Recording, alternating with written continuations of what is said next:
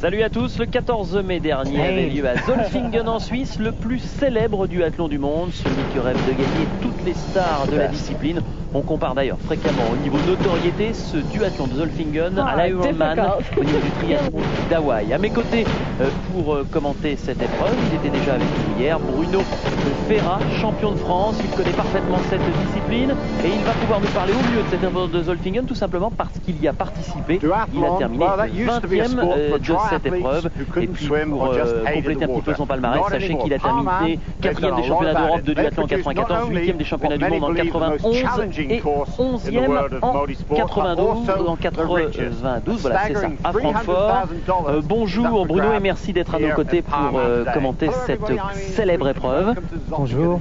Alors on va débuter par une petite explication que nous donne la Jan Sweet, le producteur de cette retransmission, qui nous explique que le duathlon est en fait une épreuve tout à fait palpitante qui regroupe des spécialistes de course à pied et de cyclisme. Sachez que Jan Sweet du côté anglais commente cette épreuve avec Steve Ovett, le champion olympique du 800 mètres en 1980, un garçon qui s'est essayé également au duathlon chez lui en Angleterre et qui est en train de nous expliquer ici en testant le parcours que celui-ci est particulièrement difficile. Il nous parle de la première épreuve en course à pied, 13 km à parcourir, soit 3 tours de 4 km 300 avec un nombre assez important de côtes, un parcours très cassant, Bruno. Très cassant. Il est évident que la première côte nous fait commencer à 16% sur plus d'1 km 500 et tout de suite en sous-bois, donc ça s'apparente un peu à un cross.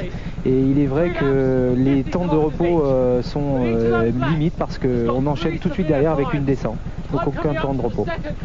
Ensuite, après ces 13 km de course à pied, la grosse partie, le gros morceau du duathlon, 150 km de vélo.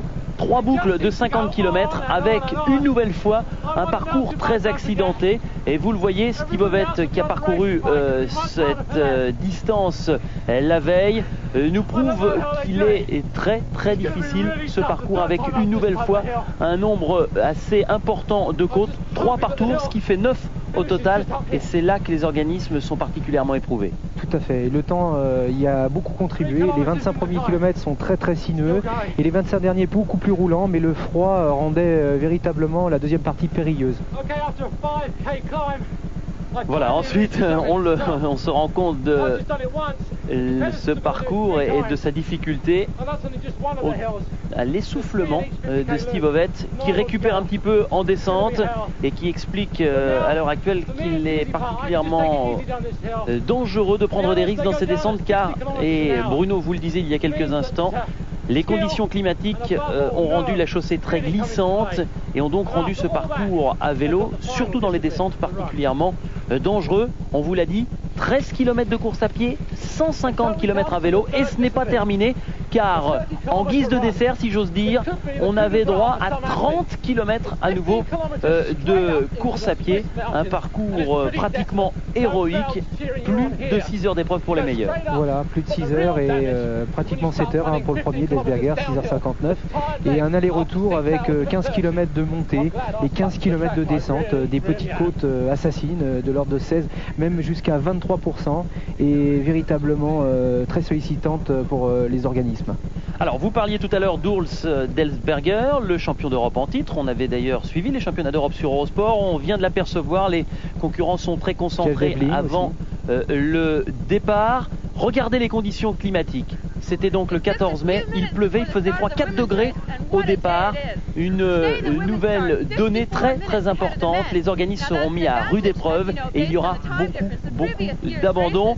On retrouvera périodiquement Catherine Davis, d'origine américaine, une triathlète qui concourt pour l'Espagne et qui est ici pour aider Jan Sweet et Steve Ovett au niveau de l'animation de cette épreuve. Et elle nous explique là que les femmes vont partir 54 minutes avant les hommes, tout simplement parce qu'il y a un challenge pour les femmes, un challenge réservé aux hommes, et il y a un challenge réservé à tous les concurrents de cette épreuve. Et comme l'année dernière, la première femme avait terminé 54 minutes après le premier homme, et bien tout simplement cette année on refait ce challenge. Les femmes partent 54 minutes avant, et le but du jeu, eh bien, c'est de savoir qui de la première femme ou du premier homme franchira la ligne d'arrivée le premier. Il y a donc une double compétition dans cette épreuve, un challenge par sexe chez les hommes et chez les femmes, et puis un challenge tous sexes confondus. Ça nous donne un petit peu plus de piment encore, Bruno. Complètement, oui. Il faut dire qu'il y avait aussi un prize money pour la première personne qui franchissait la ligne, qui n'était pas négligeable non plus.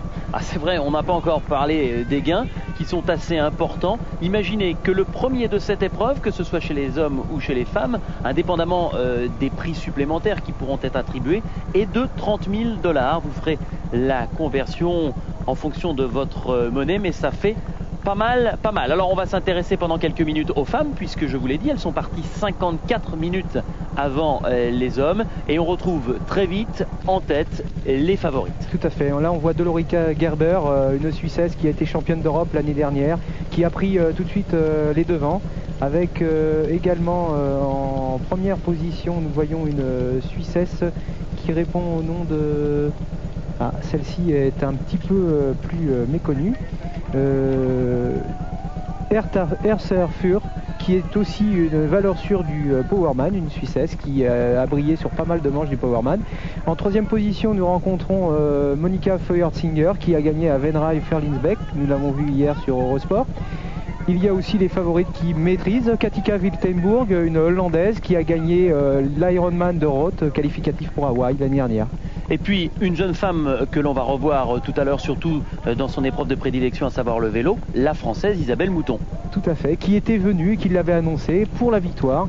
J'avais rencontré la veille son entraîneur, l'entraîneur national monsieur Grégoire Millet, qui avait annoncé haut et fort qu'elle était en position de gagner, et elle était venue véritablement pour gagner. D'ailleurs on la voit à l'écran là avec Monica Feuertzinger, qui est aussi une spécialiste dans le deuxième passage donc de la première côte de départ, qui est à 16% sur plus d'1,5 km, Dolorica Gerber, Herta Fürth, et on voit Maddy Tormoen tout de suite qui se met en place, en position.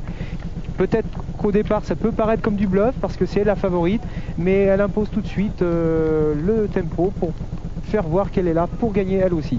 Alors Maddy Tormoen, c'est effectivement, et vous le disiez Bruno fort justement, la favorite, tout simplement car elle s'est imposée il y a 2 ans et que l'année dernière elle a terminé deuxième. Elle a donc une revanche à prendre. On va essayer de la découvrir un petit peu mieux. On va la découvrir chez elle, dans son environnement naturel, à savoir à Albuquerque dans le Nouveau-Mexique. Et pour tous ceux qui sont des amateurs de course à pied, vous connaissez très vraisemblablement ce site très prisé et des marathoniens, bon nombre d'entre eux, parmi les meilleurs spécialistes du monde, y passent de nombreux mois pendant l'année pour s'entraîner, car le temps y est souvent beau, l'altitude est bien sûr très très importante dans la perspective de bonnes performances au niveau de la mer, et donc on va découvrir un petit peu le lieu de résidence de Maddy Tormoen, qui va nous le présenter elle-même. Bienvenue à Albuquerque dans le Nouveau-Mexique. Ma maison c'est ici depuis 3 ans. Sachez que c'est également la patrie de Billy the Kid. Albuquerque, c'est un emplacement fabuleux pour s'entraîner, car le ciel est le plus souvent bleu. L'altitude est un facteur très intéressant pour nous. Nous sommes à environ 6000 pieds, environ 2500-3000 mètres. Sachez que j'ai fait un break dans mon entraînement après un très très gros programme de préparation. À l'époque où je préparais le marathon de Disneyland, il y a quelques semaines. Et puis ensuite, je me suis un petit peu plus focalisé sur le duathlon et sur cette épreuve de Solfingen. J'aime vraiment le mountain bike, je l'utilise le plus souvent possible, surtout en hiver. À cette époque, je passe plus de 50% de mon temps sur mon mountain bike. J'aime ce type de déplacement car il me permet de sortir des sentiers et des routes. J'aime pas vraiment faire de la musculation, d'ailleurs je n'en faisais pas jusqu'il y a quelques années, jusqu'à ce que Erin Baker me batte ici à Zolfingen l'année dernière. C'est à ce moment-là que je me suis décidé à m'entraîner un petit peu plus durement physiquement, et ça m'a décidé à aller comme ça dans les salles de musculation. J'ai également travaillé mon endurance, et sachez que je m'entraîne seul, que j'essaye de gérer mon entraînement au mieux sans l'aide d'un coach à plein temps. Certes, j'ai des coachs qui me conseillent en course à pied, en vélo, mais c'est moi qui décide de ma préparation, qui décide de mon programme d'entraînement et de mon programme de compétition.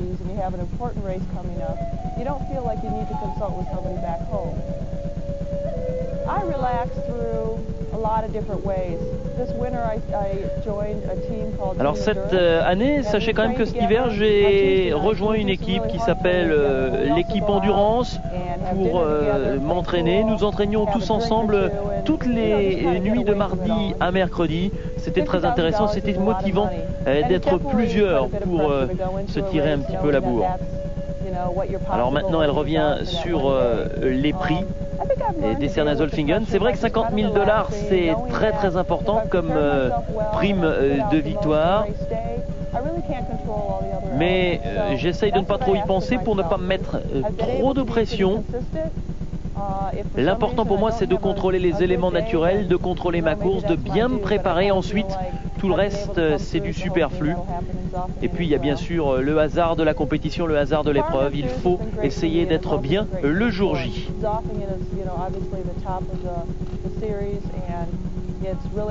Mais ce que je peux dire en guise de conclusion, c'est que Zolfingen, c'est bien l'épreuve reine du duathlon, l'épreuve que tous veulent au moins remporter une fois dans leur carrière, la Mecque du duathlon en quelque sorte.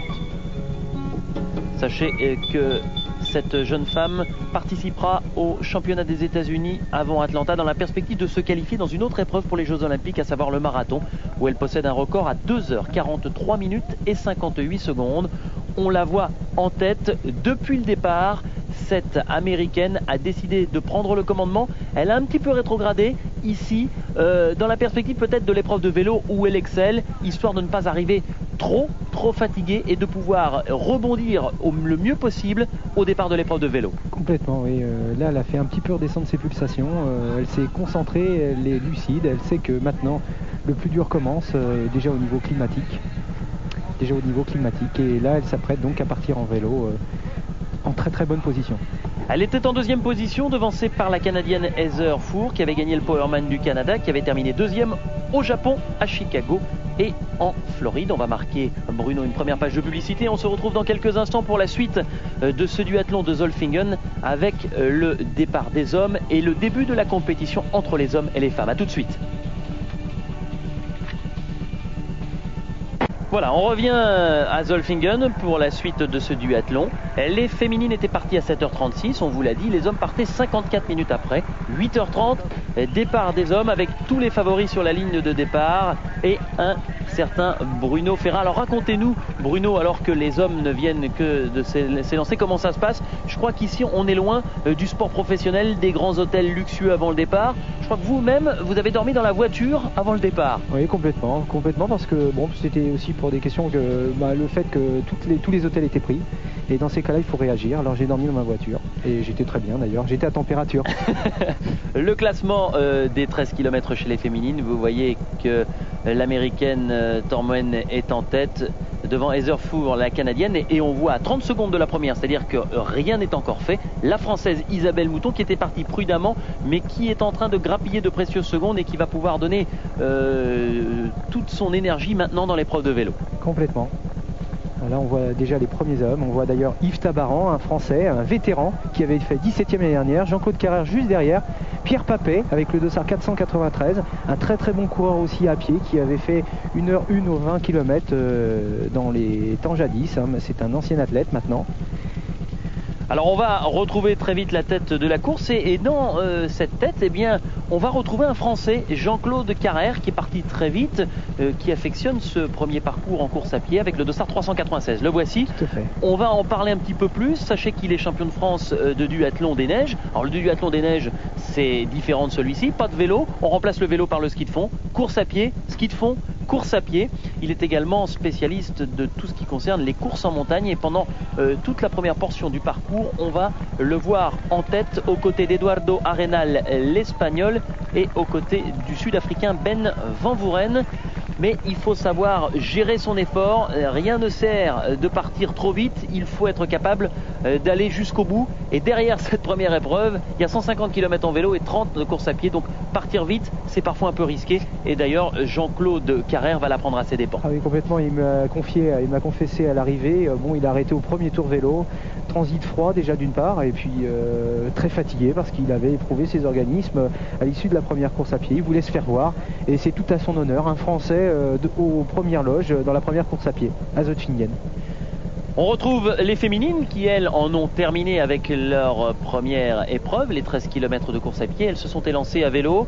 L'occasion pour nous de parler un petit peu du matériel. Le matériel qu'utilisent ces jeunes femmes et qu'utilisent les hommes en vélo, est-ce qu'on peut le comparer au vélo que l'on retrouve dans les compétitions cyclistes sur le Tour de France ou est-ce que c'est complètement différent? Complètement, on est revenu un petit peu aux traditions. On retrouve des cadres à géométrie tout à fait, je dirais, classiques. On revient à des cadres non pas plongeants, non pas oversize, c'est-à-dire avec des gros tubes. On revient aussi à ces roues à rayons avec des jantes un petit peu surdimensionnées pour donner un effet, je dirais, CX plus important. Et là on voit par exemple un exemple de cadre avec Mady Tormoen qui est en tête d'un cadre beaucoup plus ramassé qui lui permet de donner un CX plus important. Voilà. Alors une autre question Bruno qui me paraît intéressante. Est-ce qu'en duathlon, on retrouve surtout des cyclistes qui se sont convertis à la course à pied ou des coureurs à pied qui se sont convertis au cyclisme? Là, c'est un peu du 50-50. Hein. C'est vrai qu'on rencontre des anciens coureurs, même de très haut niveau. Hein. On a eu Orlando Pizzolato qui a gagné New York quand même 2 fois, qui avait fait les championnats d'Europe en 92, 93 à Madrid. On rencontre aussi d'anciens cyclistes tels que Beat Breu qui avait gagné une étape sur le Tour de France il y a quelques années. Bon petit grimpeur. Tout à fait. Heibert Zweifel qui a fait d'ailleurs 3e à Zotfingen il y a 3 ans, qui a battu au sprint Mark Allen, qui était un cycliste surtout spécialiste de cyclocross, qui avait été 4 fois champion du monde de cyclocross. Donc je crois que ça s'équilibre. On rencontre des coureurs, on rencontre des cyclistes et on rencontre aussi des gens comme Philippe Lee qui ne viennent de véritablement rien, qui sont un peu issus de tout, des polyvalents malgré tout. Et puis le duathlon, c'est quand même un sport avantageux par rapport au triathlon, car on ne le dit jamais assez, mais souvent le problème des triathlètes, c'est la natation. Les gens sont souvent de bons cyclistes, de bons coureurs à pied, car ce sont 2 épreuves qui se travaillent facilement, mais où le bas blesse souvent, c'est en natation. C'est là qu'on perd beaucoup de temps au départ et c'est ce qui demande aussi un entraînement de forcené pour essayer de progresser, ne serait-ce que de quelques secondes. Il est vrai que si on n'a pas des antécédents de nageurs, se lancer au plus haut niveau en triathlon demeure pratiquement de l'impossible. Hein. L'entraîneur national, M. Patrick Dreano, d'ailleurs me l'avait conseillé lorsqu'il a vu que la natation n'était pas mon point fort. Et je me suis retrouvé donc dans le duathlon fort naturellement et je m'y trouve bien d'ailleurs. Alors, on va faire un petit récapitulatif. Les femmes en sont dans l'épreuve de vélo, dans la première boucle de 50 km. 150 km, je vous le rappelle, à parcourir au total. Et c'est toujours Mady Tormoen, l'américaine, qui est en tête. Chez les hommes, il y a 3 athlètes qui se sont légèrement détachés. Jean-Claude Carrère, le français, Eduardo Arenal et puis Michael Tobin. Le voici d'ailleurs, Jean-Claude Carrère, qui pénètre dans le parc à vélo. Alors là aussi, les règles sont assez strictes. Il ne faut pas monter sur son vélo tant qu'on n'est pas sorti du parc. Si on monte sur son vélo avant, pénalité et on perd un petit peu tout ce qu'on a acquis avant. Tout à fait, on a un stop and go. Et tout ça pour des questions de sécurité qui sont tout à fait légitimes. Il est vrai que lorsqu'on se lance en vélo dans un parc à vélo et que quelqu'un d'autre arrive derrière à pied, on risque de le percuter. Et plutôt que d'avoir ce genre de problème, on préfère partir avec le vélo à côté et ensuite monter à une limite qui est matérialisée au sol, soit par un bout de bois ou soit par une ligne blanche. Alors, quand on voit ce sport, alors que l'on découvre le classement, et Jean-Claude Carrère qui est en tête, malheureusement, vous nous l'avez dit Bruno, après 50 km à vélo, il va être contraint à l'abandon. Transit froid, Eduardo Arenal, l'Espagnol, en 2e position. Et on va retrouver tout d'abord Catherine Davis qui nous explique que les hommes, sur les 13 premiers kilomètres, ont repris 6 minutes aux femmes et que le suspense est encore total. On pensait que les hommes pourraient reprendre 6 à 7 minutes aux jeunes femmes, c'est ce qu'ils ont fait. 54 moins 6, les jeunes femmes n'ont plus que 48 minutes d'avance. On verra ce qui se passera après l'épreuve à vélo.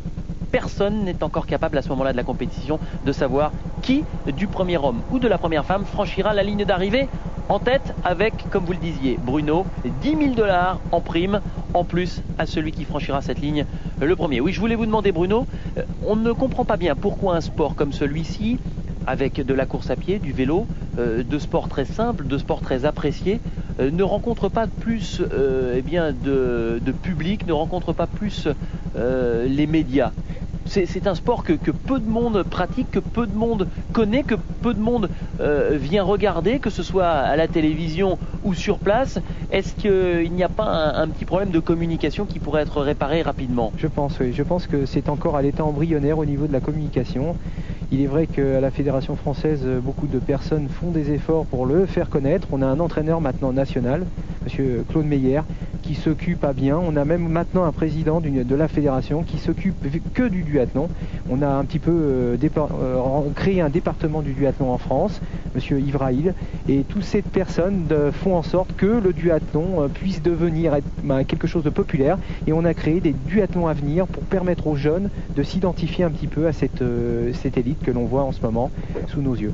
Eh bien, on espère que toutes ces initiatives porteront leurs fruits, car vraiment c'est un sport tout à fait intéressant à suivre, tout à fait intéressant à pratiquer, un sport polyvalent. Alors que nous allons revenir sur l'épreuve des hommes, et on retrouve un garçon qui va donner la pleine mesure de son talent à vélo, à savoir celui qui a pris la première place des 3 derniers championnats d'Europe, Urs Delsberger, un garçon impressionnant, un Suisse. Il est chez lui. On l'a catalogué jusqu'à il y a un petit moment d'athlète aimant les épreuves de courte durée. Là, il veut prouver au monde entier qu'il est capable de réussir sur des épreuves de longue durée. On va maintenant s'intéresser à celui qui s'est imposé l'année dernière.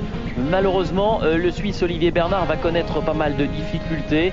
Il était 6e à l'issue du premier parcours de 13 km en course à pied. Il va rétrograder en vélo encore, et il va abandonner, victime des mêmes problèmes que Jean-Claude Carrère, à savoir un problème de fatigue mêlé au froid. Quand ces deux aspects, quand ces deux problèmes se conjuguent, eh bien c'est bien difficile d'aller de l'avant. Alors on va revenir avec ce garçon, avec Olivier Bernard, qui va nous présenter sa façon de vivre, un petit peu comme l'avait fait Maggie Tormoen tout à l'heure à Albuquerque. Lui vit en Suisse, à Heiden exactement, et il nous explique qu'après sa victoire à Zoofingen en 94, c'est-à-dire l'an passé, il avait disputé quelques épreuves de longue distance. Il avait d'ailleurs connu un succès dans l'épreuve d'Almere aux Pays-Bas. Il avait terminé en tête cet Ironman, mais il avait connu ensuite une petite désillusion, une grosse désillusion même, à Hawaï, puisqu'il avait été obligé d'abandonner après 15 km dans l'épreuve de course à pied, après avoir donc disputé et la natation et l'épreuve de vélo, ce qui l'avait vraiment beaucoup peiné, mais ce qui lui avait donné l'énergie nécessaire de se réentraîner et de se remotiver. Je vis à Heiden, c'est une véritable oasis pour moi. J'y trouve la paix, j'y trouve la nature. Et après Zoofingen, sachez que je retourne chez moi et je m'entraîne à nouveau. À la fin de la saison dernière, j'avais connu quelques problèmes. Le premier à vélo. Et sachez que les médecins avaient décidé de m'opérer. Je me suis fait opérer au mois de janvier. Mais j'ai eu du mal à retrouver, vous voyez la cicatrice, j'ai eu du mal à retrouver toutes mes sensations après cette opération aux ischio-jambiers. Et je n'étais pas cette année à 100% de mes moyens avant de venir disputer ici ce terrible Powerman de Zoofingen. Immer gefühlslos, also was vorhin einfach nur beim Training war, ist jetzt einfach alles konstant so. Il avait un petit peu surpris tout le monde l'année dernière, Bruno, Olivier Bernard. On n'attendait pas une victoire de cet athlète, et on prévoyait qu'il aurait du mal cette année de confirmer et de réussir le doublé. Tout à fait, oui. Et en plus, bon, il a été un peu resté sur sa désillusion d'Hawaï, où il était redescendu un peu trop tard d'altitude, et c'est ce qui lui avait fait chuter avec Pauli Kurju, le Finlandais. Ils étaient partis tous les deux, et suite à cette désillusion, il est évident qu'au niveau moral, il avait pris un petit coup. Là, on revient à la tête des hommes. Là, on voit Tobin assez facile dans la bosse. On le voit en vélocité, et tout de suite derrière Jeff Devlin qui commet une erreur, et là on le voit, on se rend compte tout de suite, c'est le seul à ne pas être couvert avec un singlet. Il va être obligé de s'arrêter au premier tour pour se couvrir, et là est le début de l'erreur de Jeff Devlin, qui avait quand même terminé second l'année dernière, et ça prouve quand même un petit manque de professionnalisme à ce sujet-là, parce que traverser l'Atlantique et oublier de mettre un maillot lorsqu'il fait froid, je crois que c'est une erreur. Alors, on va marquer une deuxième page de pub dans quelques instants. Sachez que devant, ils sont 3 chez les hommes: Michael Tobin, Jeff Devlin et surtout Urs Delsberger, qui est en train de revenir. Du côté des féminines, elles sont 3 également à se disputer la victoire. Maggie Tormoen, l'américaine, on en a parlé. Isabelle Mouton, la française, qui revient, qui dispute là son deuxième duathlon seulement, et Monica Fursinger. On va suivre la suite de cette épreuve juste après la pub. Restez donc avec nous. Alors, on vous a parlé des favoris, on vous a parlé notamment d'Urs Delsberger, mais il faut revenir sur un Allemand qui surprend ici et qui vient bousculer un petit peu toutes les données dans l'épreuve de vélo. Il s'appelle Olaf Sabatschus, c'est un petit peu la relève en duathlon. C'est la relève en duathlon et en triathlon. Il a fait 5e à Hawaï l'année dernière. Tout le monde l'a un petit peu oublié, mais je crois que c'est un jeune plein de talent et qui va démontrer dans très peu de temps qu'il est dans les meilleurs mondiaux en duathlon et en triathlon. Alors, on retrouve notre correspondante Catherine Davis qui nous entretient un petit peu le suspense entre les hommes et les femmes. Sachez que les premiers hommes sont partis donc à vélo, que la pluie a stoppé, mais qu'il fait toujours bien froid. Et lorsqu'on demande aux supporters présents sur le bord de la route quel est leur pronostic, sans hésiter, ils disent les femmes. Mais rien d'étonnant puisqu'on a interviewé des femmes. Si on avait interviewé des hommes, Bruno, je pense qu'ils auraient dit les hommes. Pour l'instant, on n'en sait rien. On revient sur le parcours des féminines qui sont parties, elles, depuis un bon moment. Elles sont dans la deuxième boucle et ça devient très, très difficile, même lorsqu'on est en tête, comme Maddy Tormoen. C'est une course qui inspire l'humilité. Il est vrai qu'elle est tellement difficile. On voit d'ailleurs Isabelle Mouton à l'écran. Elle a un braquet qui est aux alentours de 39-24, ce qui prouve que c'est un braquet qu'on utilise par exemple pour monter l'Alpe d'Huez pour les professionnels dans le Tour. Ce qui prouve que cette course demande quand même beaucoup de vigilance au niveau des braquets. On peut constater aussi que Maddy Tormoen avait devant elle un bidon avec une pipette qui lui permettait de boire sans lâcher son guidon. Et ce qui est un avantage à Zotfingen parce qu'il y a beaucoup de parties sinueuses en descente et en montée où on n'a pas trop le moment, on n'a pas trop envie d'enlever ses mains du guidon. Alors certaines favorites sont obligées de descendre de vélo. Vous voyez, problème d'onglet pour Donna Peters, l'américaine, qui avait terminé deuxième ici même en 93 et qui est obligée d'abandonner sur 1500 personnes au départ, 800 dans l'épreuve longue distance et 700 dans l'épreuve courte distance. Il y aura près de la moitié des participants qui abandonneront. C'est vous dire que cette épreuve est extrêmement sélective, surtout comme lorsque cette année on rencontre des conditions climatiques extrêmement défavorables avec le vent, la pluie et surtout le froid. Je vous rappelle 4 degrés au départ le matin, 7h30 pour les féminines, et ça s'est pas vraiment réchauffé dans la journée. Non, il est tombé de la neige même dans la nuit qui précédait la compétition. Alors, vous savez qu'en duathlon, c'est un petit peu la même chose qu'en marathon, à savoir qu'au départ, on retrouve les meilleurs qui sont souvent de professionnels ou des gens en tout cas qui consacrent 4 à 5 heures d'entraînement par jour. Et puis il y a des amateurs, des anonymes, des gens qui font ça uniquement pour le plaisir, qui n'ont aucune prétention chronométrique. L'objectif pour eux, c'est tout simplement de réussir une performance, de se faire plaisir. C'est un combat face à soi-même. Et vous voyez, ici on prend un cas typique. Il est allemand, il s'appelle Alois Foster. Il vit à Nuremberg en Bavière, il a 48 ans. Et vous voyez que lorsqu'il n'est pas à vélo ou en train d'arpenter les sentiers aux abords de son domicile, Alois Foster est tout simplement un ramoneur.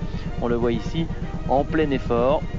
Il est déjà bien entraîné parce qu'on le voit monter sur les toits, ce qui l'habitue véritablement pour les bosses fabuleuses et traîtres de Zotfingen dans les 30 derniers kilomètres. Alors, on va voir tout à l'heure Marianne Jäger, qui elle est avocate et qui elle aussi a eu le virus il y a quelques années du duathlon. La voici, Marianne Jäger. Est-ce que pour vous, champion, c'est important de retrouver dans la même course au départ des anonymes complets, des gens qui aiment le même sport que vous, mais qui ne le pratiquent pas de la même façon? Complètement, parce qu'il faut savoir qu'il faut un premier et un dernier. Pour composer un peloton, il faut tout un tas d'éléments. Il faut peut-être des champions, il faut peut-être aussi des anonymes. Et le fait de pouvoir, moi aussi, mes premiers triathlons et duathlons, lorsque j'ai pris le départ avec Mark Allen, a provoqué, a suscité en moi une envie de continuer et un plaisir fou de prendre part à la même compétition que Mark Allen. Donc ce que ces gens ressentent, je le ressens aussi parce que j'ai repris aussi après le cyclisme, le triathlon de façon anonyme, et ça fait du bien. C'est quelque chose de pur, de sain, et que je préconise à toutes les personnes bien portantes. C'est vrai que c'est rare de retrouver sur la même ligne de départ les champions, les professionnels et puis les anonymes. On retrouve ça également en marathon. On ne le retrouve pas en tennis. Il est rare de pouvoir affronter Pete Sampras ou André Agassi au cours d'une même compétition, à moins d'avoir la chance de disputer une compétition entre professionnels et amateurs. Mais c'est très rare et c'est réservé souvent à des gens bien intégrés dans le milieu. On découvre donc cette jeune femme qui est mordue de duathlon et de course à pied. Je vous l'ai dit, elle est avocate, elle aime le tennis, elle aime beaucoup également pratiquer le ski et voyager, mais sa passion première, celle qui lui prend beaucoup de temps au niveau de l'entraînement, c'est le duathlon. Et vous voyez que tout le monde peut participer à ces épreuves. Il n'y a pas un gabarit type, il n'y a pas un profil type.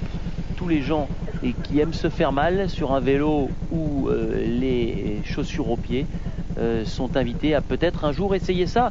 Et on vous invite tout simplement, si vous êtes intéressé par le duathlon, à vous renseigner auprès de la Fédération française de triathlon et dans le secteur proprement réservé au duathlon. On le répète, Eurosport est ici pour vous montrer les meilleurs, mais est également ici pour vous permettre de découvrir une activité sportive nouvelle qui a besoin de se développer. Et pour se développer, elle a besoin de nouveaux talents. Alors si vous nous regardez, que vous aimez le vélo, que vous aimez la course à pied, que vous avez des qualités pour disputer cette épreuve, eh bien n'hésitez pas, contactez les gens de la fédération et croyez-moi, des gens comme Bruno Ferrat seront ravis de vous renseigner et de vous donner un sérieux coup de pouce dans la perspective de disputer votre premier duathlon. Là on retrouve la tête de course et on constate que Jeff Devlin donc s'est arrêté pour prendre un maillot, pour se réchauffer, mais il est trop tard pour lui. Lorsqu'on a eu froid en vélo, il est trop tard pour constater. Et un Français, Cocorico, Philippe Lee, qui est juste à côté, qui est en train d'entamer une remontée spectaculaire en vélo. On rencontre maintenant Michael Tobin qui dans la descente avec un virage sur la droite relativement large qui le mène sur Zutphingen. Là on est dans la deuxième partie du circuit. Derrière une troupe de Hollandais d'excellents cyclistes et dont Joël Kless qui avait fait 3e il y a 2 ans au duathlon de Zutphingen. Joël Kless qui est belge. Qui est belge une fois d'ailleurs et qui est un très très bon spécialiste de duathlon, qui est véritablement un duathlon des premières heures. Il a fait les premiers championnats du monde en 90 à Palm Springs et les années précédentes, il était déjà un des précurseurs du duathlon. Alors, on va retrouver la course des féminines avec un petit événement, puisque c'est Isabelle Mouton, la Française, qui vient de passer devant Madi Tormoen, qui était sortie la première après les 13 km de course à pied. C'est un changement de leader assez compréhensible. On s'attendait à voir Isabelle Mouton revenir sur Madi Tormoen. Problème, Madi Tormoen est beaucoup plus expérimentée. Elle gère peut-être mieux sa course qu'Isabelle Mouton. Isabelle Mouton, on vous l'a dit, débute dans le duathlon et il ne faudrait pas qu'elle parte trop fort, car derrière elle a encore 30 km de course à pied et il ne faudrait pas qu'il lui arrive la même mésaventure que celle dont a été victime un certain Jean-Claude Carrère. Voilà, Isabelle était très forte, elle le savait, elle a fait des séries qui étaient assez impressionnantes que Grégoire Millet nous avait annoncé la veille, et il est vrai qu'elle était confiante. Le vélo demeure pour elle une arme aussi, et bon malgré tout elle était prête à jouer le tout pour le tout. En 3e position, elle aussi est dans le peloton de tête depuis le début de cette épreuve. Elle est canadienne et elle s'appelle Ezer Four. Et puis en 4e position, décidément les Allemands qui nous présentent une équipe New Look avec de jeunes athlètes qui pointent le bout de leur nez. Martina Weiss, 4e pour l'instant, qui elle aussi, après un départ prudent en course à pied, est en train de grappiller de précieuses places et de précieuses secondes à vélo. Urs Zelsberger, le voilà, la tête masculine. Urs Zelsberger qui est un champion qui, il faut le dire, est très très simple. C'est quelqu'un qui a un sacré palmarès et qui reste avec la tête sur les épaules. Donc un exemple à suivre. Un garçon qui doit être très très fort à vélo et qui doit en tout cas préparer au mieux son matériel, puisqu'il possède un magasin d'articles de ski à Berne chez lui en Suisse. Comment expliquer que les Suisses soient si forts et qu'ils trustent pratiquement toutes les places depuis quelques années, puisqu'on sait que le champion d'Europe, Urs Zelsberger, a remporté le titre européen ces 3 dernières années consécutivement. Je crois que c'est ils ont une équipe très très forte, très très bien structurée, ils ont une logistique qui suit. Lorsqu'on voit les Suisses débarquer sur les compétitions internationales, c'est quelque chose d'impressionnant. Ils sont tous avec des talkie-walkie, tout le monde communique et on sent qu'il y a vraiment une émulation collective. Et là on voit un stop and go qui a été attribué à Isabelle Mouton parce qu'elle n'a pas respecté, d'après le commissaire, les 10 mètres obligatoires. Alors expliquez-nous ça Bruno, car c'est vrai que cet article du règlement est parfois assez difficile à comprendre. C'est pas comme dans une course cycliste, on n'a pas le droit de s'abriter derrière son adversaire, il faut respecter une distance limite, même chose pour doubler. Il y a des règles très très précises, vous pouvez nous les exposer en quelques instants? Oui, très strict, c'est-à-dire qu'on doit être à 10 mètres de la personne qui se trouve devant nous et lorsqu'on le dépasse, on doit le dépasser bien sûr par la gauche et être à au moins 2 mètres et on a 30 secondes pour dépasser ce rectangle de 10 mètres sur 2 donc. Et bon, apparemment là Isabelle Mouton n'a pas respecté cette règle, c'est un peu à l'appréciation des commissaires, mais connaissant Isabelle, c'est un petit peu injuste la concernant parce que c'est quelqu'un qui joue véritablement le jeu, c'est quelqu'un qui connaît son sport et qui le défend et qui est vraiment respectueuse du drafting. Alors expliquez-nous ce qui se passe lorsqu'il y a sanction, combien de temps ça fait perdre à l'athlète? Bon, entre 30 secondes et 1 minute, c'est un stop and go, donc on fait descendre l'athlète du vélo, on le fait porter son vélo, reposer et repartir, ce qui casse véritablement les pelotons lorsqu'il y a des pelotons qui se groupent dans les courses. Urs Delsberger, que l'on retrouve ici à l'issue de son deuxième tour en vélo. Vous l'avez compris, il a déjà parcouru 100 km, il y reste 50 en vélo et 30 km à pied, rien n'est encore fait. Michael Tobin est en deuxième position et en troisième position, on retrouve cet Allemand, Sabatschus, qui continue de surprendre. On le sent beaucoup plus à l'aise que Tobin, par exemple, à son coup de pédale. Il pédale beaucoup plus. Allez, on retrouve Catherine Davis qui nous explique que cette course a déjà fait beaucoup de casse, que Donna Peters, Ken Souza ou Jurgen Schack ont déjà abandonné, ce qui prouve que cette épreuve est excessivement difficile. Et des nouvelles concernant l'écart entre les hommes et les femmes, il était de 54 minutes au départ. Sachez qu'après 100 km parcourus par les hommes, il n'est plus que de 28 minutes. Aïe aïe aïe, les hommes sont en train de se rapprocher inexorablement des femmes. Ça va être difficile. Qui de la première femme ou du premier homme va franchir la ligne d'arrivée en tête? Bien malin qui peut répondre à cette question maintenant. Un petit peu de données médicales concernant cette épreuve. Vous voyez les pulsations cardiaques de deux athlètes, en l'occurrence chez les féminines Heather Four et chez les hommes Marcus Kalin. Et vous voyez qu'on est un petit peu plus élevé du côté de la jeune femme, à un peu plus de 150 pulsations minutes. On est aux alentours des 150 pulsations minutes pour Marcus Kalin, ce qui nous explique un petit peu, ce qui nous permet de voir que cette épreuve est vraiment une épreuve de très très haut niveau. Tout à fait, les meilleurs vont rester aux alentours de 160 pulsations sur toute la compétition, ce qui est fabuleux et prodigieux pour plus de 7 heures d'effort. Et on retrouve les féminines avec Maddie Tormoen en première position. Chez les hommes, Urs et Delsberger. On ne peut pas dire qu'on assiste à une grosse surprise pour l'instant. Ces deux athlètes sont très très forts. Isabelle Mouton est en deuxième position chez les féminines. Retour à Zolfingen pour la suite de ce Powerman, une épreuve excessivement difficile. On vous rappelle les distances à parcourir, 13 en course à pied, 150 en vélo et pour terminer 30 en course à pied. Ça fait donc un marathon, imaginez un marathon plus 150 km en vélo, sans interruption entre toutes les épreuves. C'est impressionnant, alors que les jeunes femmes dans quelques instants vont en terminer avec la deuxième épreuve, les 150 km en vélo. La règle stipule qu'on doit s'arrêter et poser son vélo en marchant à l'entrée du parc réservé donc aux machines. Maddie Tormoen, l'américaine, passe en tête devant la sociétaire du club de l'ACB, le club de Boulogne-Billancourt, Isabelle Mouton. La victoire devrait se jouer selon toute vraisemblance, Bruno, entre ces deux jeunes femmes. Oui, là c'est relativement serré entre les deux filles. Connaissant les valeurs de chacune, tout est possible, mais bon, d'un côté on a l'expérience de Maddie Tormoen qui l'a déjà remporté, qui a l'expérience du duathlon à longueur d'année. Pour Isabelle Mouton, c'était son deuxième duathlon véritable. Elle avait gagné le duathlon de Longlet en Angleterre peu de temps avant, mais là les données sont tout à fait, si j'étais un turfiste, là je crois que ça serait du 50-50 et je ne me risquerais pas un pronostic. Voilà, elles ont enlevé les casquettes, ça va être plus facile pour nous de les reconnaître. Avec les cheveux blonds et la longue queue de cheval tressée, c'est Mady Tormoen. Avec les cheveux courts et les lunettes de soleil que vous voyez ici en gros plan, Isabelle Mouton.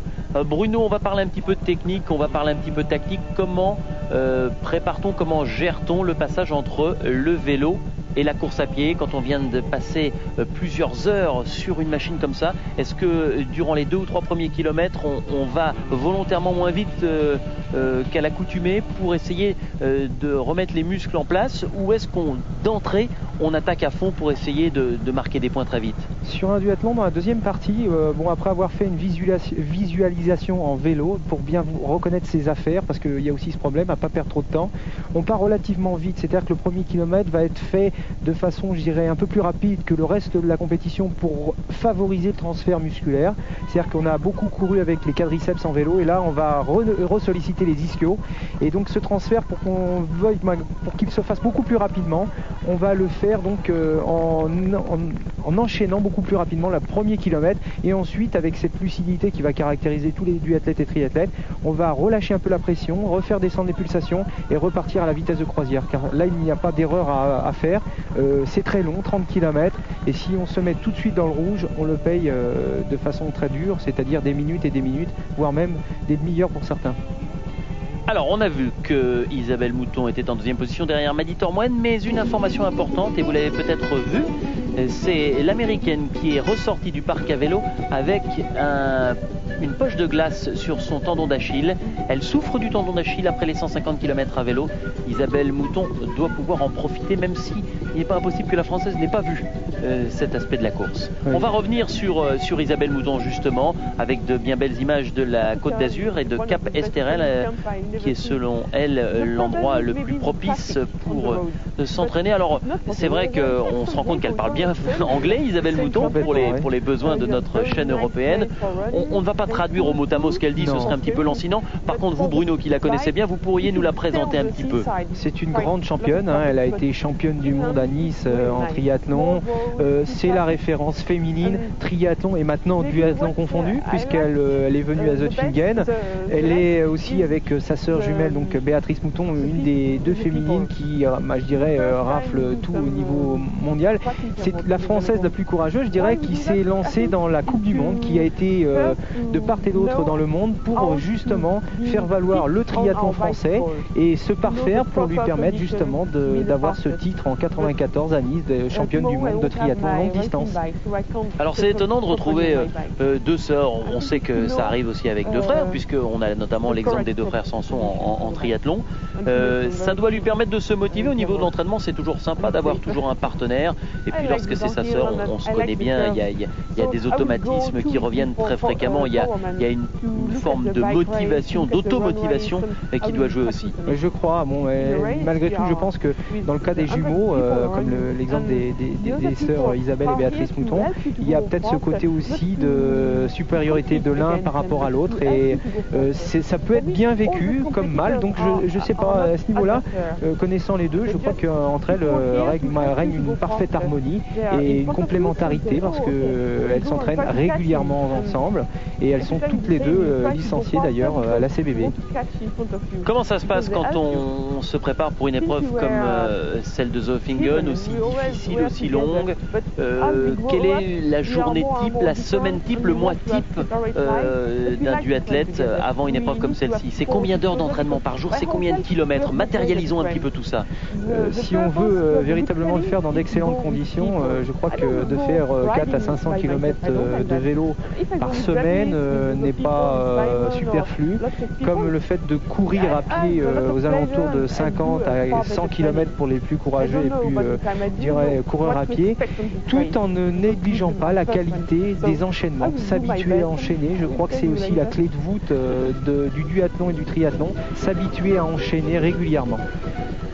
À la fin de l'interview, Isabelle Mouton disait qu'elle ne savait pas ce qu'elle pourrait faire ici à Zofingen, manque d'expérience, qu'elle n'avait aucune idée du temps qu'elle pourrait réussir. Elle a simplement terminé, conclu en disant: je vous dirai tout ça après l'arrivée. Pour l'instant ça se passe bien, elle est en 2e position et elle est toujours proche de Maddie Tormoen. Là, l'américaine en point de mire, elle doit en profiter. Du côté des hommes, ce n'est pas une surprise, il avait débuté doucement, il est meilleur à vélo qu'en course à pied. Urs Delsberger, il vient de remporter le titre européen. Vous aviez suivi ça sur Eurosport, c'était une compétition fort bien organisée en Hongrie. Urs Delsberger avait pris sa revanche des championnats du monde où il avait quand même connu une grosse désillusion. Et d'ailleurs, en parlant des championnats du monde, le champion du monde en titre n'était pas présent ici, problème de blessure. Oui, Norman Stadler, que j'ai rencontré au départ la veille, était là un petit peu la mort dans l'âme. Il s'est fait une blessure suite au championnat d'Europe. Et je crois que c'est un petit peu sage pour lui parce qu'il n'a que 21 ans, il sort des juniors et faire une épreuve comme Zotfingen est peut-être un petit peu difficile pour son âge. Je crois qu'il a tout le temps, il a encore quelques belles années à vivre dans le duathlon. Il est champion du monde de duathlon, champion du monde de triathlon militaire. Donc maintenant, de belles années restent devant lui. Je crois qu'il ne faut pas griller les étapes. On a vu que devant Delsberger dominé devant Tobin en deuxième position. On a vu que Philippe Lee, le français, était toujours bien placé en cinquième position. On va parler de vous un peu, Bruno, car on n'en a pas beaucoup parlé. En quelle position êtes-vous arrivé après les 13 premiers kilomètres et après les 150 km à vélo?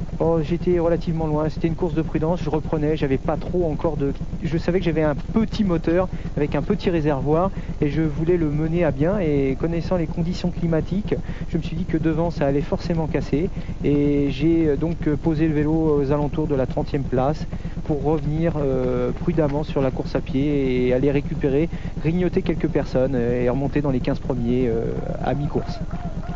Avant de retrouver Urs Delsberger, sachez que chez les féminines, le quatuor de tête est composé de la manière suivante: Tormoen en tête, Mouton en deuxième position, Weisse l'allemande en troisième position et la canadienne Four est en quatrième position, juste derrière Weisse. Rien n'est encore fait. La première place pour Tormoen ou Mouton, la troisième pour Weisse ou Four.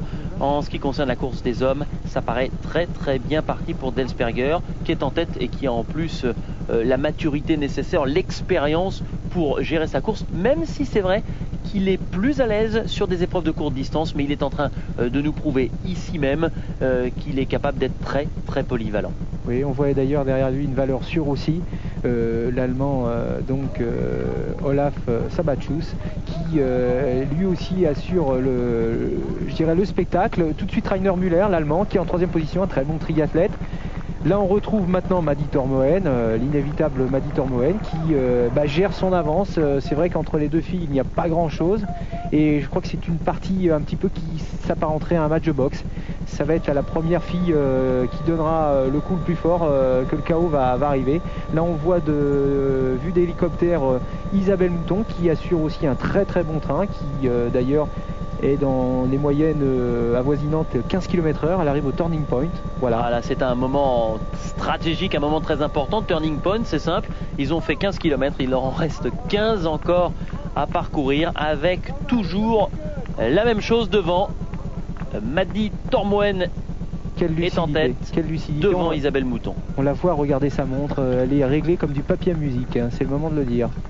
Comment s'alimente-t-on? Comment s'hydrate-t-on dans une épreuve comme celle-ci? Comme en marathon, tous les 5 km, avec des bidons qui sont préparés dès le départ par les athlètes, avec des boissons énergétiques. Est-ce qu'on mange pendant une épreuve comme celle-ci? Ah oui, on va avoir une alimentation plus sous forme liquide et je dirais personnalisée, surtout chez les athlètes de haut niveau, parce qu'on aime bien avoir sa boisson. Et ensuite, très solide malgré tout en vélo, pour des côtés, je dirais, un petit peu de confort. Et ensuite on retrouvera cette alimentation qui s'apparente au marathon, qui est toutes les 5 km de prendre l'équivalent d'une bouche pleine pour bien réhydrater l'organisme et en même temps apporter l'apport énergétique nécessaire pour la continuité de l'effort et pour pas qu'il n'y ait de trous, de carburation, tout simplement. Eh bien, on vient d'apercevoir Urs Delsberger qui était en train de s'alimenter au turning point. Et on va écouter Catherine Davis. Et vous voyez qu'à 15 km de l'arrivée, 18 minutes séparent encore les femmes des hommes.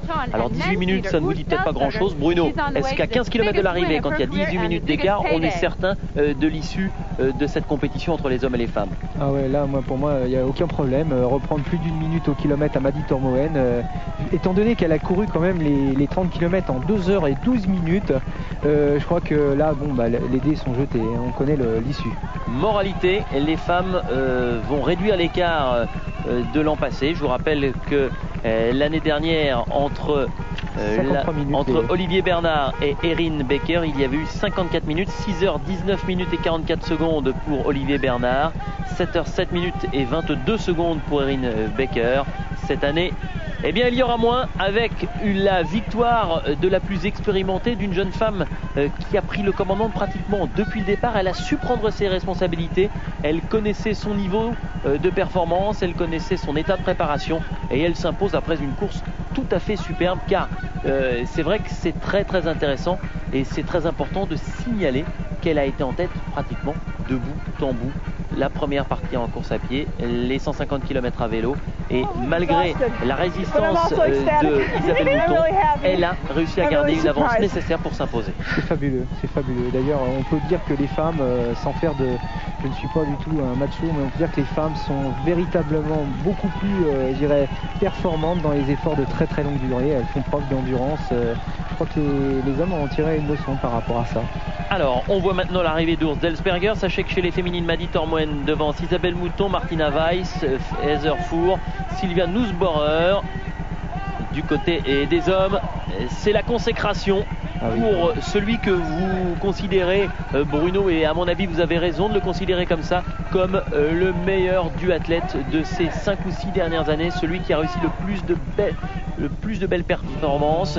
Il s'impose devant Olaf Sabatschus. Rainer Müller prend la 3e place, Joël Kless, belge de Bruxelles, 4e. Il termine à un peu plus de 12 minutes du vainqueur. Daniel Keller le suit 5e. Philippe Lee termine 6e, premier français. Je vous rappelle que notre consultant du jour, Bruno Ferrat, a pris la 20e place pour son retour. Eh bien, c'était une superbe performance. Bruno, vraiment encore 1000 merci d'être venu commenter cette épreuve avec nous sur Eurosport. On vous souhaite bien sûr bonne chance pour la suite avec Isabelle Mouton, tout sourire. Et puis, on se dit à très très bientôt sur Eurosport pour de duathlon. Vous êtes le bienvenu pour venir nous éclairer sur cette discipline en devenir. Salut! Merci, au revoir.